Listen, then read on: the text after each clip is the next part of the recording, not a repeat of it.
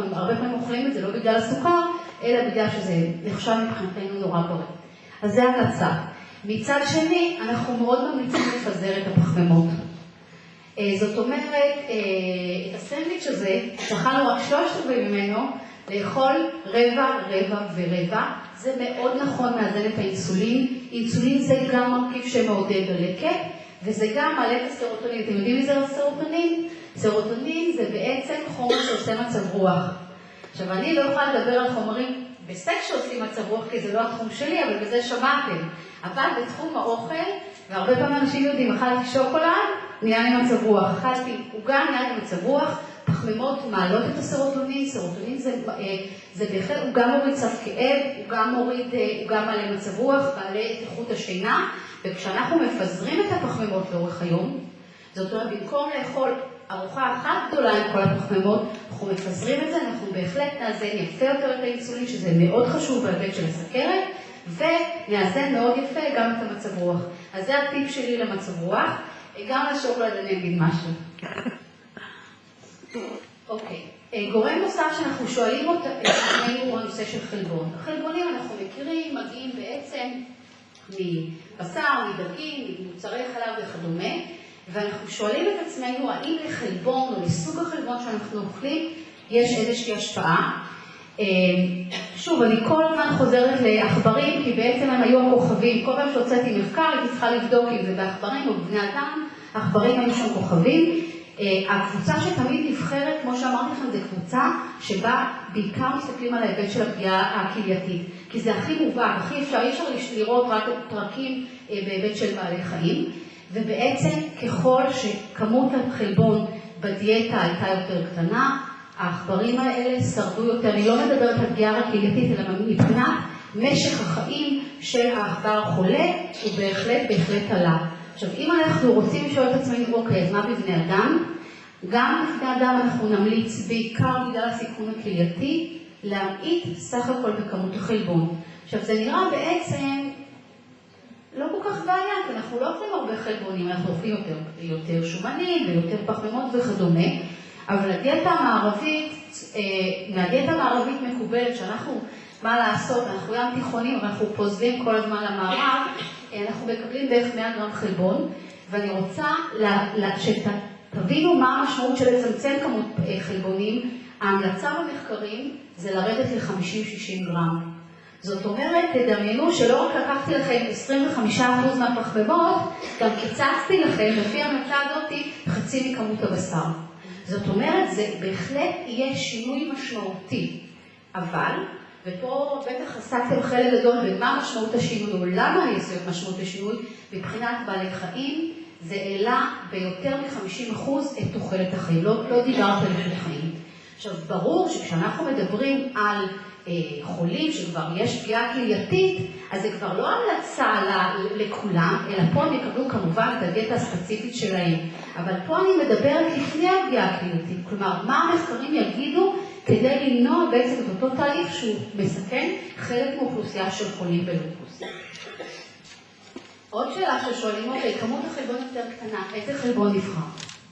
אנחנו רוצים לדעת אם יש חלבון טוב יותר או מתאים יותר, וגם כאן אנחנו מכירים את החלוקה הקלאסית, חלבונים מהחי, לעומת חלבונים מהצומח. כי אני אומרת, 50 גרם, אני יכולה להחליט מה אני מעדיפה. יש אנשים שיעדיפו לאכול את זה מבשר, ויש אנשים שתגידו, אני מעדיף לאכול את זה ממקורות צמחיים. גם כאן אנחנו יודעים שכאשר אנחנו מגבילים את כמות החלבון, ופה זה מחקר מאוד מעניין, הם לקחו דיאטות מוגבלות בחלבון, אבל הם שינו כל פעם את סוג החלבון שהם הוציאו מהדיאטה. הקבוצות שהכי היו פגיעות להשפעות של המחלה, היו קבוצות שקיבלו הרבה חלבון מבשר וממוצרי חלב. אם הסתכלתם באינטרנט, הרבה פעמים בכל מיני אתרים יש דיאטה ללופוס ללא מוצרי חלב ובשר. זה מתבסס על המחקרים האלה. זה לא יכול להיות מסקנה לכולם, מכיוון שאנחנו יודעים שזה רק בבעלי חיים, אבל אנחנו בהחלט נעודד לגוון את כמות החלבון גם בחלבונים מהצומח. שהמשמעות של זה שפעם, פעמיים בשבוע, במקום לאכול בשר, יש פה גברים שבטח נורא יסבלו מזה, במקום לאכול בשר אני מחליף את זה בקטניות. אני אוכלת אותה כמות מבחינה קלורית ומבחינה חלבונית, אבל אני הולך על הכיוון שבו אני בעצם חוסך או מוריד את כמות החלבון מהחי. בהחלט. אני יכולה לתת לך, את רוצה את המצגת ותעלי אותה באתר? כן, בהחלט. אוקיי. יעזור לכם? אוקיי. יש דבר נוסף, חבר'ה, אנחנו מקליטים את כל ההרצאה. וגם בדרך אנחנו לוקחים אחר כך תקציר ומוציאים מאמר.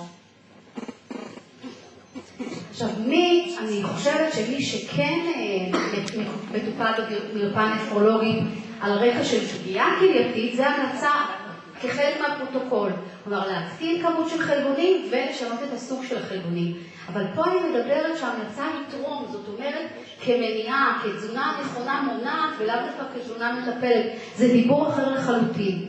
אבל את מתייחסת רק לבעיה קהילתית, אבל מה קורה אם יש בעיה במערכת הניקוז? זה מאין ש... את תכף תראי שהרבה מהדברים שאני אומרת לא מסתדרים ביחד. בגלל זה אני מסכימה שכשאני צריכה לתפור את החליפה האישית שלך או שלך, פה זה כבר לא עבודה בהרצאה לקהל הרחב. למה? כי הבעיה במערכת העיכול היא שלך ואולי לא של מישהו אחר.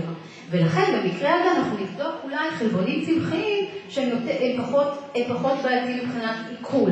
לדוגמה, החלבונים, הקטניות עצמן מאוד קשות. אבל לעומת אותי, כשאנחנו ממצים את החלבון מהקטנית ועושים ממנו דברים אחרים, זה קצת יותר קל. טופו לדוגמה, זה דוגמה לחלבון צמחי קצת יותר קל לעיכול. ופה אנחנו כן נבוא וננסה למצוא פתרון, אבל הוא יהיה נקודתי. כי אני לא חושבת שכל האוכלוסייה, נכון שזו תופעה מאוד מאוד ידועה של בעיות במערכת עיכול, אבל זה לא קיים לגבי הכל. אוקיי?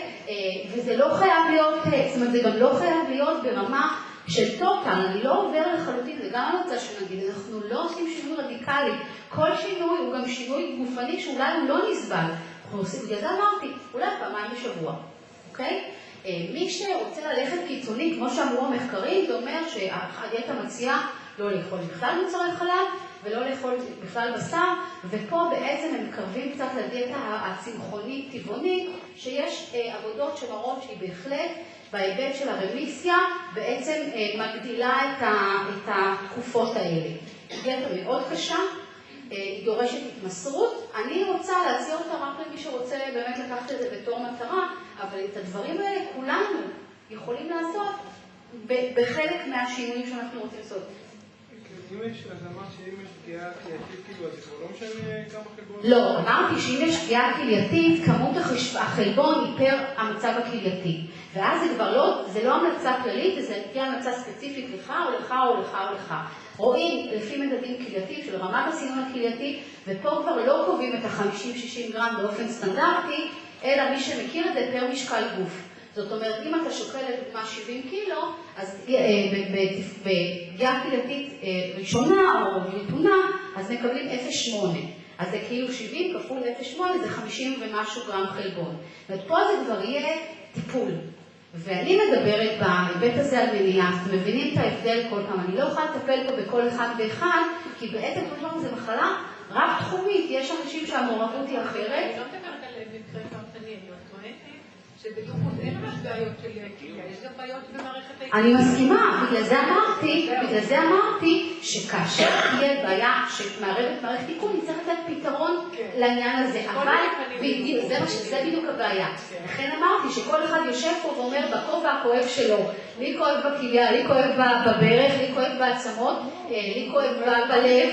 נכון, אוקיי. ואז אני כבר צריך לתפור תוכנית אישית. אבל כשאני רוצה לתת פה איזשהו מסר כללי, אני חייבת למצע.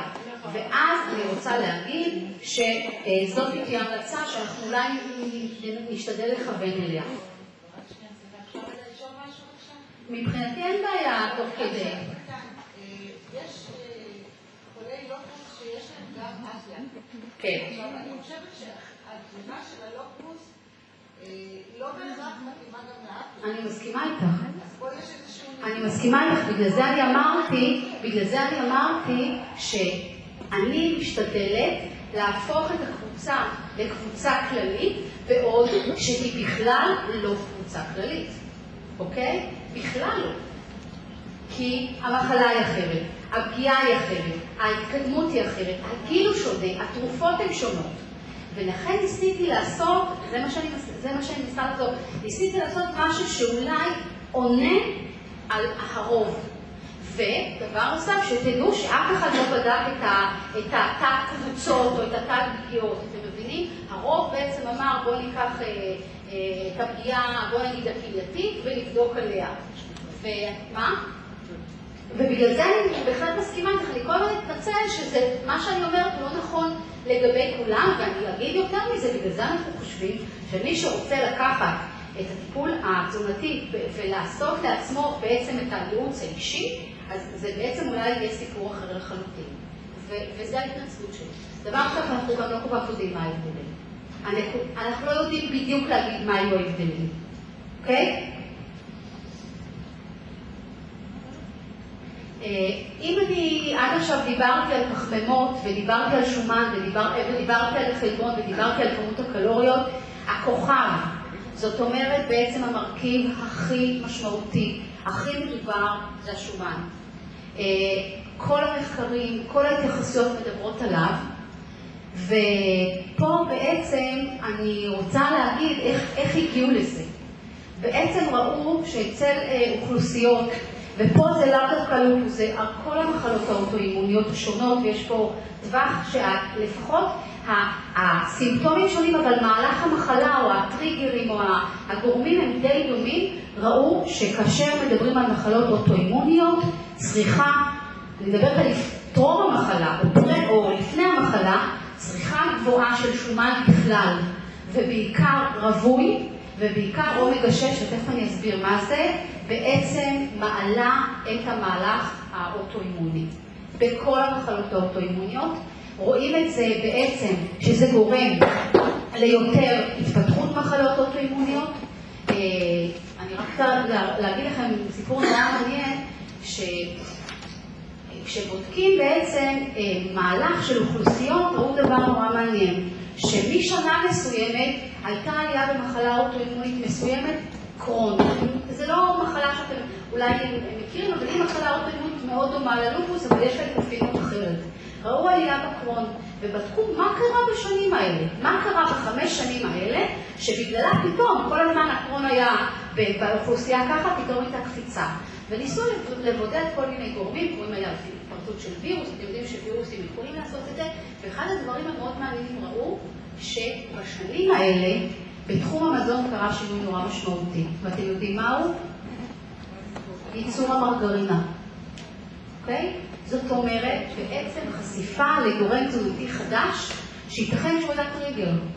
ואז בעצם הלך והתפתח המחקר הזה, ואנחנו רואים שבאוכלוסיות שצורכות יותר שומן, יש החמרה של מחלות אוטואימוניות, כמובן יש השמנה, ויש עלייה בתחלואה ותמותה. כלומר, לא משנה רק באיזה מחלה, זה מעלה את כל ההתקדמות של כל המחלה, גם בתחלואה שונה וגם בעלייה בתמותה. בינתיים לא אומרת שום דבר נחמד, אני מבינה, אוקיי? אבל בסוף תאכלו טוב. מה? אני כבר אגיד את זה. אני כבר אסביר בעצם על זה. אוקיי? לעומת זאת, כשבדקו שומנים אחרים, רגע, אולי קפצתי את זה? זהו, בטח, זה לא הגיוני, אוקיי? מה שרציתי להגיד, שכשאנחנו מדברים על שומן, כולנו מציירים את השומן בצורה אחת, ותמיד שומן זה דבר רע. אנחנו יודעים ששומן זה משפחה ענקית ומיוחדת של מרכיבים, ויש בה הרבה קבוצות. אנחנו מחלקים בדרך כלל באוכלוסייה לרווי ולא רווי, כאשר רווי בדרך כלל זה שומן שנראה מוצק, בטמפרטורה של החדר, כמו חמאה או מרגרינה או שומן של הבשר. השומן הבלתי רווי זה בדרך כלל שמן, שנראה בצורה נוזלית, כמו שמן, כמו טחינה וכדומה. לא, מה אפשר להוריד ומה לא יוריד? מה? חלק אפשר להוריד וחלק לא.